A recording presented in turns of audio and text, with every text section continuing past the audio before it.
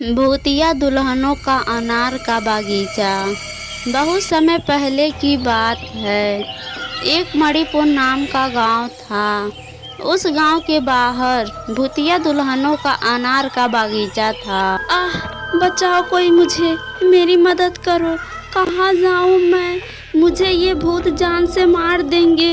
यहीं कहीं छिप जाती हूँ। ये लड़की कहाँ छुपी है तू मुझसे नहीं बच पाएगी। आज तेरा मौत तय है। आज तुझे हम मार देंगे।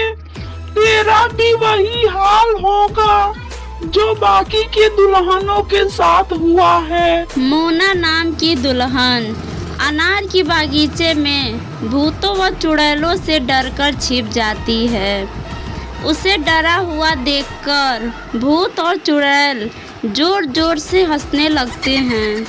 मोना डर के मारे कांपने लगती है और घबराकर अपने आसपास देखती है। तभी उसकी नज़र अनार के पेड़ के डालियों पर पड़ती है, जिसके नीचे वह भूतों और चुड़ैलों से डरकर छिपी होती है। उस अनार के पेड़ पर बहुत सुंदर दुल्हनों की कटे सर लटके होते हैं। दुल्हन की इतना ज्यादा कटा हुआ सर। अरे वाह, हा। तू तो वहीं आ गई जहाँ पर तेरी मौत लिखी है। और ध्यान से देख ले ध्यान से अनार के बागीचे में।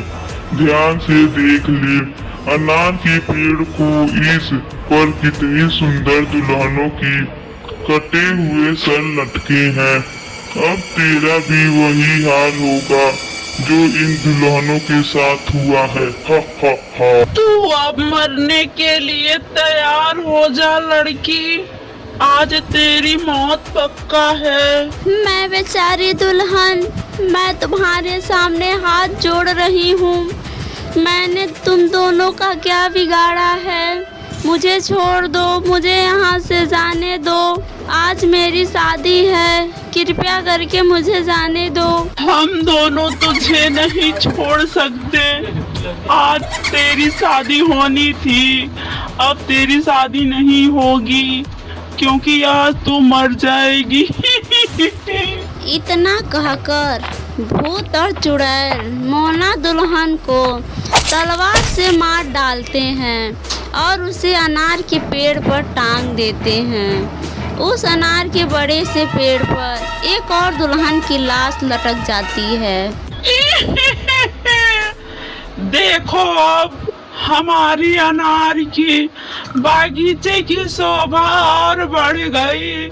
अब हम बाकी दुल्हनों को नहीं छोड़ेंगे। हा। सही कह रही हो तुम। अभी तो हमें बहुत सारी दुल्हनों को मारना है। आखिर ये दोनों भूत और चुड़ैल कौन थे जो दुल्हन लड़कियों को मारने में बहुत ही माहिर थे? आखिर ये दोनों क्या चाहते थे? क्या दुल्हन लड़कियों को मारने के पीछे कोई राज छिपा था या भूत व चुड़ैलों की कोई नया मजाक था? आखिर क्यों ये दोनों भूत व चुड़ैल अपने ही अनार के बागीचे में दुल्हन लड़कियों को मारकर पेड़ पर क्यों लटका देते थे? ये जानने के लिए हमें कहानी के शुरुआती भाग में जाना पड़ेगा, जहां बूढ़ा रमेश और सरोज अनार के बागीचे से अनार इकट्ठा करते हैं। सरोज, मैंने पके हुए अनार तोड़ लिए हैं और तू अच्छे से अनार का जूस बना देना ताकि सीमा बिटिया पी ले। उसे अनार का जूस बहुत ही ज्यादा पसंद है। ठीक है जी, मैं अच्छे से बना दूंगी। आप बेफिक्र रहिए। फिलहाल आप ये अनार की टोकरी भी ले चलिए। इसे हमें शाम को बाजार में बेचना भी है। हाँ, ले रहा हूँ। ये अनार की टोकरी भी मैंने भर ली है। रमेश अपनी पत्नी के साथ अनार की टोकरी लिए हुए अपने घर जाता है। और वह अपने परिवार के साथ अनार का जूस खूब मज़े से पीता है। अरे वाह माँ, इतनी कड़ी गर्मी में आपने मुझे अनार का जूस दिया, उसके लिए धन्यवाद। मुझे आपके हाथ का अनार का जूस बहुत ही ज़्यादा पसंद है। जितना पीना है उतना पी ले बिटिया। शादी के बाद तुझे अनार का जूस रोज रोज नहीं मिलने वाला है। हम लोग तेरे लिए लड़का खोज रहे हैं, कुछ ही दिनों में तेरी शादी हो जाएगी। हाँ सीमा बेटा, मैं आप दोनों से अलग नहीं होना चाहती और मैं शादी के बाद आप दोनों से मिलने आती रहूँगी और आपके हाथ का अनार का जूस पिया करूँगी। ठीक है बिटिया। फिर सरोज पंडित से अपने बेटी सीमा के लिए अच्छे खानदान का लड़का ढूंढने के लिए कहती है और वही दूसरे तरफ लालची सरपंच उन दोनों के अनार के बगीचे पर नजर गड़ाए रहता है। तभी वह रामू के पास जाता है। अरे रमेश, मैं बहुत ही आशा लेकर तुम्हारे पास आया हूँ। उस बूढ़े रमेश के अनार के बगीचे को तू तो देखा ही होगा। मैं सारे तरकीब अपना चुका हूँ, लेकिन वह अनार का बगीचा मेरे हाथ नहीं लगा। अब तो तुम्हें ही कुछ करना होगा। पर मैं क्या कर सकता हूँ? तुम्हें सिर्फ उन्हें बेवकूफ बनाकर उनकी इकलौती बेटी सीमा से शादी करना होगा। शादी करने के बाद उस अनार के बागीचे के कागजात पर कब्जा करना होगा। और तुम चिंता न करो, मैंने तुम्हारे लिए 4 पेटी तैयार कर रखा है। ठीक है सरपंच जी, मैं ये आपका काम अवश्य करूँगा, जैसा आप चाहते हैं। इतना कहकर फिर सरपंच चला जाता है। उस लड़की के रिश्ते के बारे में पता चलता है तो रामू पंडित को बहुत ज़्यादा पैसे देकर खरीद लेता है और अपने लिए उनके घर रिश्ता भेज देता है। पंडित रामू की बहुत तारीफ करता है और बहुत ही अच्छी अच्छी बातें रामू के बारे में बताता है, जिसे सुनकर रमेश अपनी इकलौती बेटी सीमा की शादी रामू से करने के लिए तैयार हो जाता है। 4 दिन बाद रामू रमेश के घर आता है। पिताजी, मैंने अपने बारे में सब कुछ बता दिया है। मेरा इस दुनिया में कोई भी नहीं है। आपकी बेटी को मेरे साथ रहने में कोई परेशानी नहीं होगी, लेकिन आपको पता है ना, इस समय मेरा कामकाज बहुत ढीला चल रहा है। अगर आप लोग चाहते हैं कि आपकी बेटी मेरे साथ सुखी रहे तो आप लोग अपना अनार का बागीचा मेरे नाम कर दीजिए, या तो बागीचे का कागज मुझे दे दीजिए। मैं कागज अच्छे से तैयार कर दूंगा। अरे बेटा, तुम क्या क्या कह रहे हो?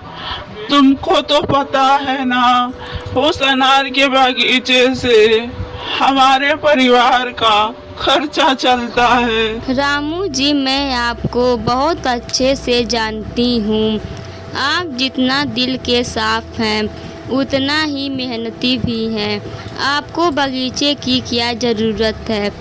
आप कोई और दूसरा काम देख लीजिए, वरना मैं कम ही पैसों में अपना गुजारा कर लूँगी। क्या मैं तुम्हारे माता पिता से कुछ ज़्यादा मांग लिया हूँ? अब फैसला कर लो, शादी करनी है या नहीं, या रिश्ता तोड़ना है आप लोगों को। नहीं नहीं बेटा, ये शादी मत तोड़ना, वरना समाज में हमारी क्या इज्जत रह जाएगी। समाज में हमारी थू थू होने लगेगी। सुनिए जी, अनार के बागीचे के पीछे हम अपनी बेटी की जिंदगी नहीं बर्बाद कर सकते। अनार के बागीचे को दे दीजिए। ठीक है, शादी खत्म होने तक मैं कागजात ढूंढता हूँ।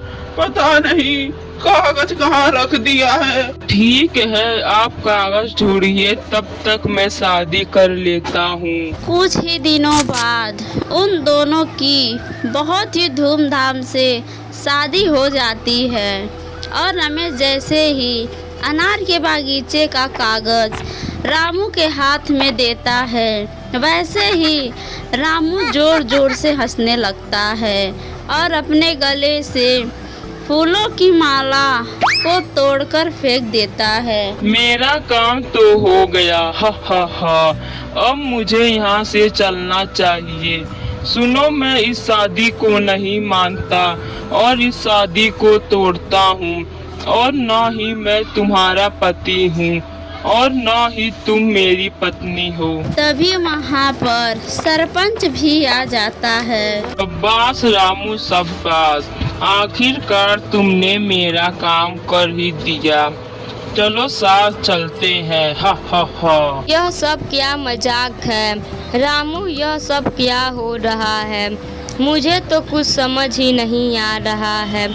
तुम मेरे अनार के बागीचे का कागज लेकर कहाँ जा रहे हो मुझे छोड़कर, और तुमने ऐसा क्यों कहा? अभी तो हमारी शादी हुई है। हा हा हा हा, मैं इस शादी को नहीं मानता। मेरे लिए तो ये शादी केवल एक नाटक था और कुछ नहीं।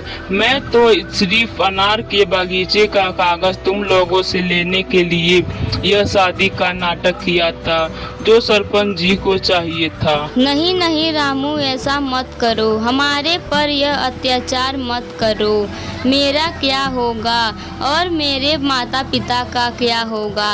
इनका घर का खर्चा कैसे चलेगा? तुमने इनके कमाने का जरिया ही जो छीन लिया है। वो सब तो मुझे नहीं पता। मुझे जो चाहिए था मुझे तो मिल गया। अब तुम लोग भाड़ में जाओ। अरे बेटा, तुमने मेरी बेटी के साथ बिल्कुल सही नहीं किया। तुम मेरे बेटे के साथ बहुत गलत कर रहे हो। अरे सरपंच, मैं तुझे कभी नहीं माफ करूंगा और अपने अनार के बागीचे का कागज वापस लेकर ही चैन का सांस लूंगा। हा हा हा हा, अब तुझे कुछ नहीं मिलेगा। अब तू हमारा कुछ नहीं कर सकता। सरपंच रामू के साथ दुल्हन को मंडप में छोड़कर वहां से चला जाता है। सीमा बहुत ही ज़्यादा रोती है और वह बहुत ही दुखी होती है। रमेश और सरोज भी बहुत रोते हैं और वो दोनों अपनी बेटी को समझाते हैं और उसे हिम्मत देते हैं। रात हो जाती है और सीमा बहुत उदास थी, उसे नींद नहीं आ रही थी। शादी करने के बाद दुल्हन अपने ससुराल जाती है और मैं अपने माता पिता के खुशियों की गुनहगार हूँ और अब उन लोगों पर और बोझ नहीं बन सकती, उन लोगों को और बेइज्जती नहीं करा सकती। इसीलिए माता पिता और अब आप लोगों को छोड़कर जा रही हूँ, आप लोगों से बहुत दूर। हो सके तो मुझे माफ़ कर दीजिएगा। सीमा जहर खाकर आत्महत्या कर लेती है और अपने माता पिता से बहुत दूर हो जाती है। और जब रमेश और सरोज को अपनी बेटी का लाश बिस्तर पर पड़ी दिखाई देती है तो वह अंदर से बहुत ही ज़्यादा टूट जाते हैं और गुस्से से सरपंच के पास पहुंच जाते हैं, जहां पर उनका दामाद भी मौजूद था और वहां वो लोग खूब मज़े से पार्टी कर रहे थे। अरे ओह, अब तो मेरे पास पैसा ही पैसा है। अब तो मेरे पास किसी चीज की कोई कमी नहीं है। ओहो, सास ससुर जी आए हुए हैं, क्या बात है। ओहो, आइए आइए, आप लोग भी आइए और कोल्ड ड्रिंक पी लीजिए। अपना बेवकूफी वाली बात बंद करो। तुम दोनों ने मिलकर मेरी बेटी की हत्या कर दी। उसकी जिंदगी बर्बाद कर दिया। अब मैं तुम दोनों को नहीं छोड़ूंगा, तुम दोनों को जान से मार दूंगा। अब मैं तुम दोनों की जिंदगी बर्बाद कर दूंगा। तुम दोनों की वजह से मेरी इकलौती बेटी जहर खा लिया और आत्महत्या कर ली। अब तुम दोनों को मरना होगा, तुम दोनों को जीने का कोई हक नहीं। गुस्से में आकर रमेश और सरोज उन दोनों पर हमला कर देते हैं और गुस्से में सरपंच और रामू ने मिलकर उन दोनों को जान से मार देते हैं और उनके ही अनार के बागीचे में दफना कर चले जाते हैं। वहीं वो दोनों माता और पिता भूत और चुड़ैल बन जाते हैं। इन दोनों पापियों की वजह से मेरी बेटी ने आत्महत्या कर लिया और हमसे बहुत दूर चली गई। इस अनार के बागीचे की वजह से हमारा सब कुछ खत्म हो गया। अब हम गांव में किसी की भी बेटी को दुल्हन नहीं बनने देंगे और ना ही गांव में किसी की शादी होने देंगे। हाँ, अब जो भी लड़की दुल्हन बनेगी हम उसे जान से मार देंगे और अपने अनार के बागीचे के पेड़ पर लटका देंगे और उन दोनों को भी नहीं छोड़ेंगे। और मरने के बाद वो दोनों भूत और चुड़ैल किसी भी दुल्हन लड़की को शादी नहीं करने देते हैं और उनको मारकर अनार के पेड़ पर लटका देते। और कुछ ही दिनों में रामू और सरपंच को भी उन्होंने जान से मार दिया। उनका यह सिलसिला खत्म नहीं होता है और दिन प्रतिदिन बढ़ता ही जाता है। और सरपंच की पत्नी ये सब देखकर गांव में एक तांत्रिक बाबा को लाती है। तांत्रिक बाबा, अब आप ही हमारे गांव की लड़कियों को मरने से बचा सकते हैं। अब आप ही कोई उपाय निकालिए और हमारे गांव की रक्षा कीजिए। और हम तो अपने पति को नहीं बचा पाए, लेकिन अब और किसी की जान नहीं जाने देंगे। तुम चिंता मत करो बेटी, मैं सबकी रक्षा करूंगा और किसी को मरने नहीं दूंगा। मैं अपनी आंतरिक दृष्टि से भूत चुड़ैलों की कमी पहचान सकता हूँ। भूत चुड़ैलों से बात करना मेरे बाएं हाथ का खेल है। तांत्रिक मंत्र का जाप करके भूत और चुड़ैलों की सारी घटना को जान लेता है और अपने मंत्र का जाप करके उनके बेटी की आत्मा को बुला लेता है। तांत्रिक बाबा, तुमने क्यों बुलाया मुझे? लगता है तुम्हें कुछ पता नहीं है कि तुम्हारे उनसे दूर जाने के बाद तुम्हारे माता पिता ने क्या किया। इस गांव के सभी दुल्हन लड़कियों को मारकर उसी अनार के बगीचे में अनार के पेड़ पर लटका दिया जो कभी तुम्हारा परिवार का हुआ करता था। अब तुम ही उन्हें समझा सकती हो। क्या मेरे माता पिता ठीक हैं? और मैं उन्हें अवश्य समझाऊंगी और उन्हें अब किसी भी दुल्हन लड़की को नहीं मारने दूंगी। दोनों भूत और चुड़ैल उस अनार के पेड़ के नीचे बैठे बात कर रहे थे जहां दुल्हनों को मारकर लटकाए हुए थे। तभी उनकी बेटी आत्मा रूप में उनके सामने प्रकट होती है, जिसे देखकर उसके माता पिता बहुत ही ज़्यादा खुश हो जाते हैं। माता पिता, मैं आप लोगों को इस रूप में देखकर बहुत ज़्यादा दुखी हूँ। आप लोगों ने मेरे जाने के बाद मेरे लिए कितने मासूम की जान ले लिया। मेरी शादी टूट गई, ये मेरे किस्मत में लिखा था। आप लोगों ने इस गांव के लड़कियों के साथ बहुत ही ज़्यादा अत्याचार कर दी। आप लोगों को इस तरह इधर उधर भटकता हुआ देखकर मेरी आत्मा रो रही है। आप लोग ये सब बंद करिए और मेरे साथ चलिए। हाँ मेरी बेटी, हम तेरा बदला ले रहे थे। हमने उस सरपंच और रामू को भी जान से मार दिया। हाँ मेरी बिटिया। माता पिता, जब आप लोगों ने मेरे हथियारे को मार दिया तब अब मासूम लोगों की जान क्यों लेना? अगर आप लोग मुझसे प्यार करते हैं और मेरी परवाह करते हैं तो मेरे साथ चलिए मेरी दुनिया में, इस जगह को छोड़कर वहाँ खुशी खुशी रहेंगी। ठीक है मेरी बच्ची, जैसा तुम कहो हम वैसा ही करेंगे। अगर तू यही चाहती है तो हम तेरे साथ चलेंगे। ये सब होता हुआ डर से कुछ गांव वाले और तांत्रिक बाबा देख रहे थे। सीमा अपने माता पिता को अपने दुनिया में लेकर चली जाती है, जिसके जाने के बाद अनार का बागीचा भी भूतिया बागीचा से मुक्त हो जाता है। वहीं अब गांव की लड़कियों की खूब धूमधाम से शादी हो जाती है।